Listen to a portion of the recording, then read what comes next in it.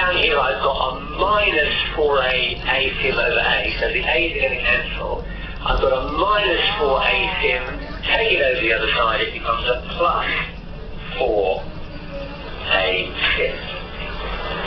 And that means that I can write that z is equal to this term here, ac over a to the 1/3 plus 4a sim, divided by this term here, 2ac over a to the 1/3 plus 8a sim over a.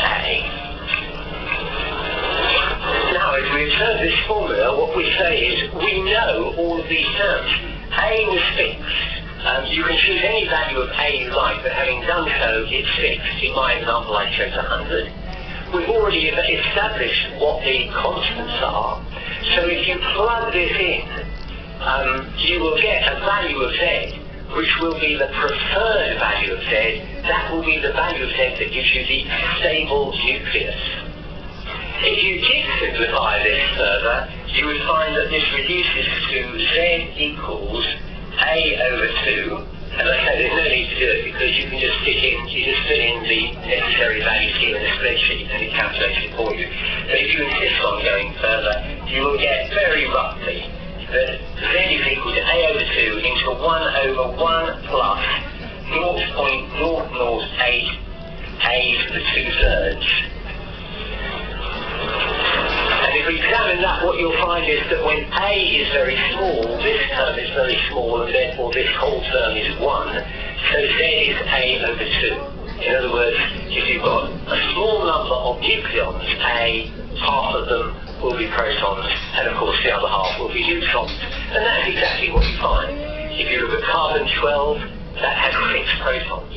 Nitrogen 14 has 7 protons.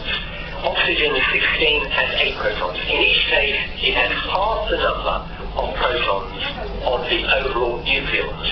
But as A gets larger, this term will increase, and consequently this fraction will be less than 1. If it becomes less than 1, that means that Z will be less than A over 2, less than half of the nucleons in a stable atom where A is larger will be protons and the remainder will be neutrons. So that explains why there are more neutrons than protons when you get to the higher values of A. Now, if we look at my now corrected semi-empirical mass formula, you will observe that the mass of the nucleus is a function of, well, what is the actual terms? In some cases you've got constants where there is no z dependence at all. In some cases you've got single values of z, and in some cases you're going to get z squared. You're going to get z squared from here, you're going to get z squared from here. In other words, you can say that the mass, the nuclear mass, is going to be equal to a formula which looks something like A plus BZ plus CZ squared. Right, you could rearrange this formula so all the constants were brought together as A, all the values of Z on its own were brought together with a constant B in front, and all the values of Z squared were brought together with the value C in front. That is a quadratic equation in Z, and it is of course a parabola. What that means is that if you plot the parabola, here I'm going to plot the mass energy against different values of Z, and what am I going to find? I'm going to find a parabola that looks like this.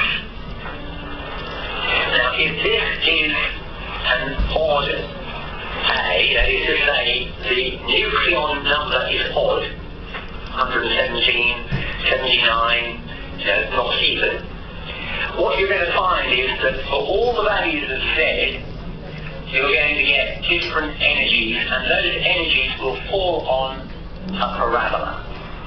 And what nature says is, I want to occupy the lowest level. So, for any given A, which in this case is odd, the one, this value of Z is the one that's going to give you that stable nucleus. What happens if you create this one with a lower value of Z?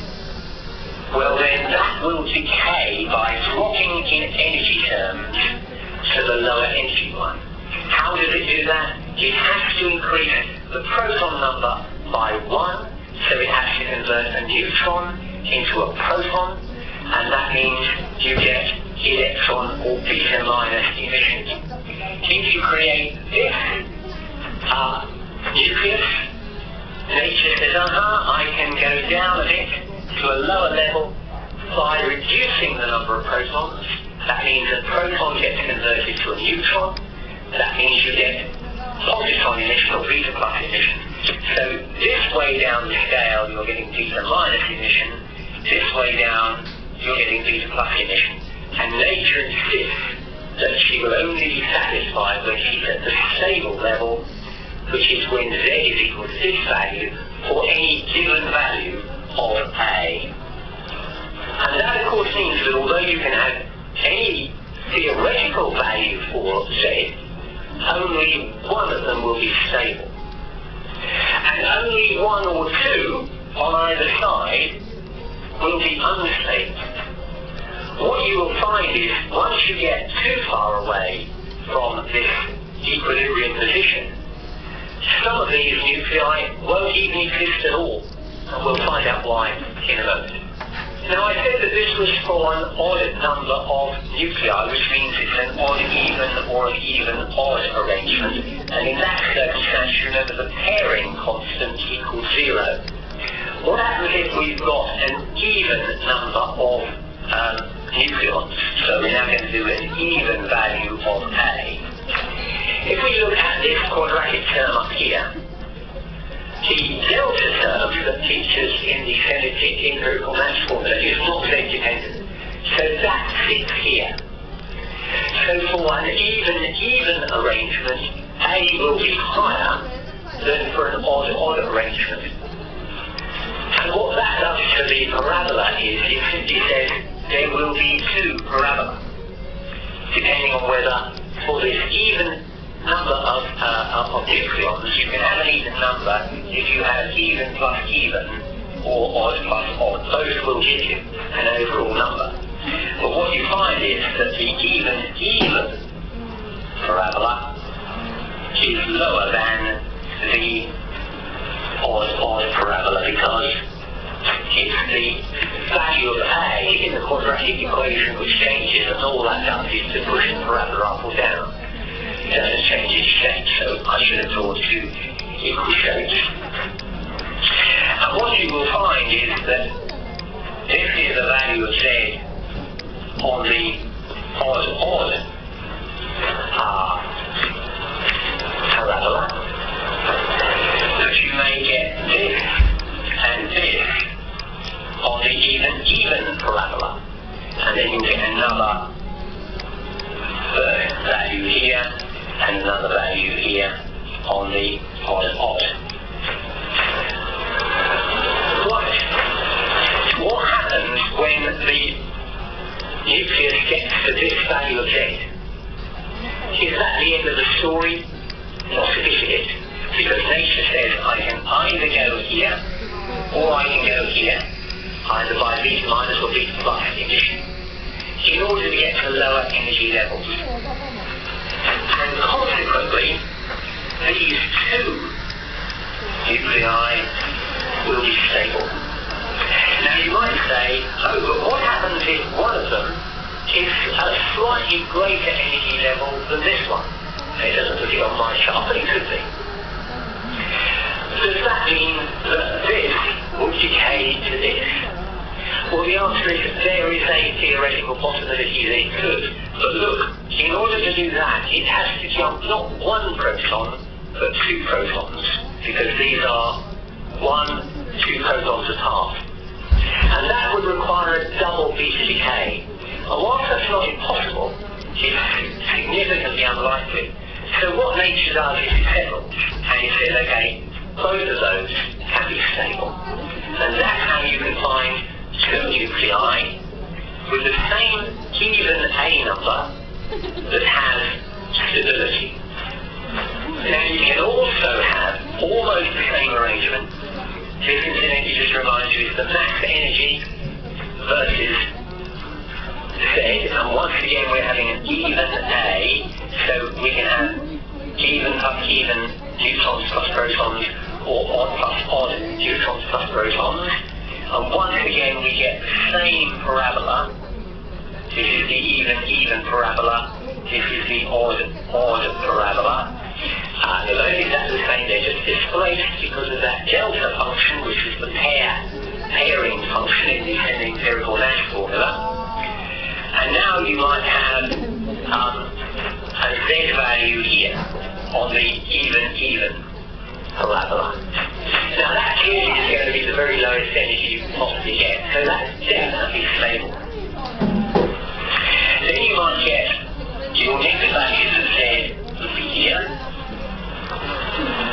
So you get two elements there. And then you might get other elements here. Now this one is definitely stable because this is certainly at the lowest energy level. But what else if you've got this one here? This can decay in two ways. It can either decay down to that one, which is the most stable of all, but it can decay to that one. And similarly, this here can decay to the most stable of all, or it can decay to that one. In both cases, you're reducing the energy which nature likes. But suppose you do decay to this one. Will nature then say, this one must decay to this one? Well, no, because we're now two protons apart again, and again you need double beta emissions, and whilst not impossible, is unlikely. So now nature says, on this occasion, there can be three stable nuclei, because in order to get to single one, I'd have to have a lot of double beta emissions. So you can see that when you have an odd number of nucleons, there's usually only one possible stable nucleus. When you have an even number of nucleons, you might have two stable nuclei, or in some cases, you might have three stable nuclei. But all the rest will be unstable because by decaying, they can get to lower mass energy levels. So let's go back to where we started, which was the neutron-proton chart, where we said this was essentially the neutron equals proton line, but now we know why for stable nuclei, neutrons equals protons at the earliest stage, but we now know why there are more neutrons than protons as the nucleon number increases. We also know now why there are unstable nuclei on either side, because they are the ones that are further up the parabola in terms of energy, and therefore they are going to decay until they get to the lowest mass energy. So we know that. But the question we want to ask ourselves is, why is it all constrained in that single element, in that single box, if you like? Why is there nothing here? Why is there nothing here? And why is there nothing up here? Well, let's take this region here first. And let's fix a Z value, okay? And let's find the stable nucleus for that value of X. Sorry, that value of Z. If you put more neutrons in, you get to a neutron-rich environment in which the neutron will decay to a proton in order to get back onto the line of stability. That we know. So suppose you try and put so many neutrons in that you end up here. Then a new form of decay becomes favourable energetically, right? Nature says I want to operate at the lowest mass level. And what happens is you don't just get beta decay, you get neutron emission. You've got too many neutrons, it becomes energetically favourable for the neutron just to come out. And so what happens is you've got this element that you think you created with XZA, let me push that up, XZA, high number of neutrons. And what happens is that one of those neutrons will be kicked out. The protons aren't changed, so it's the same element. It still has the same number of protons, but one of the neutrons goes, so the A number drops by 1, and you get a whole neutron emitted. And why will that happen? Very simple. The mass energy of this must be greater than the mass energy of this. So the mass energy on this side is M1, the total mass energy on that side is M2. If M1 is greater than M2, then neutron emission will occur in this case. And what you find is that the line that separates the position where you can have unstable nuclei, but at least they exist, and can decay into stable nuclei, and the position where the nuclei can't exist because they will immediately emit a neutron and fall backwards. You know, if you emit neutrons, you fall back down this line into the safety zone, as it were. Anything in this region, you're going to get neutron emission. And the line that separates them is called the neutron drift line. What about the other way? Why can't we have a nucleus here? Well, once again, if we take a big Z, there's the stable value for the number of neutrons. Or if you like, we can get it that way, that would be stable. We've got far too many protons. So now we can get what's called proton emission. So we start with our element. I'll take the same element. And that will decay to, and now we're going to decay by a proton. So if you lose a proton, you're going to change the element. X will now change to Y because Z will be Z minus 1. And A will be A minus 1 because a proton is gone, so that affects those numbers plus a proton. And why will that happen? Because the mass energy on that side is greater than the mass energy on that side. And if that's the case, the proton is spontaneously emitted, and so you won't ever get anything here because the proton just is chucked out of the nucleus because it's energetically favourable to do so. And the line that separates the position where you have unstable nuclei, too many protons, but nonetheless they will decay, to the position where the nucleus just can't keep hold of the proton, that is called the proton drift line. And finally, as you might say, why then is there nothing up here? Why can't the stable nuclei continue to glow with increasing values of N and of Z? What you will tend to find is that when Z is about 110, and when N is about 160, roughly, you won't be able to go beyond that. And the reason for that is that now alpha decay is happening. And alpha decay is the spontaneous emission of an alpha particle, which is 2 protons and 2 neutrons. So now you're going to have the element which would be up here with Z protons and N neutrons. But what it will do is quickly decay into a new element because the number of protons goes down by 2. The number of nucleons goes down by 4 because you lose 2 protons and 2 neutrons, and you get a alpha particle, which of course is just a helium nucleus being emitted. Or, energetically, you may even find that and I'll just draw it, the heavy nucleus, because this is a nucleus with over 100 protons, over 150 neutrons. This heavy nucleus, instead of just emitting an alpha particle and becoming a slightly smaller nucleus, could well fission, which means it becomes 2 much smaller nuclei, and then very often plus an alpha particle as well. And why will either this or this happen? It is because the mass energy of the left-hand side is greater than the mass energy of the right-hand side. Nature's desire to get to the lowest